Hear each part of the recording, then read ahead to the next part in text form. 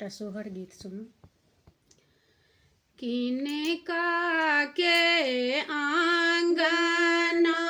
चंदन गाछ चंदन मजरी गेल रे लालना रे किनका के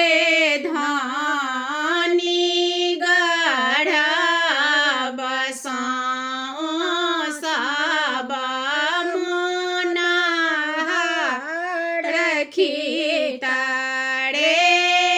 लालना रे किनका के धानी गढ़ा बसाओ सबा मोना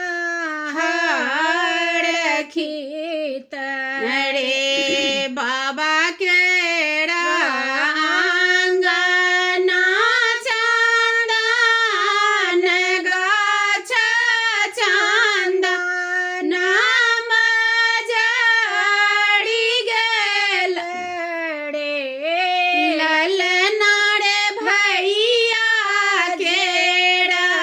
धानी गढ़ा बसाओ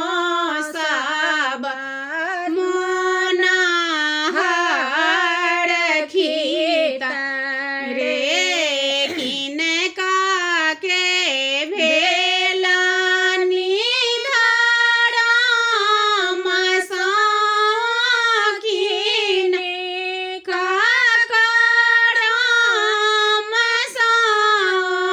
रे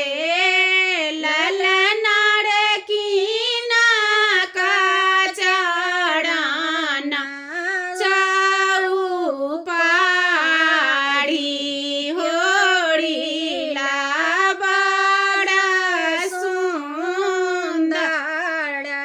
रे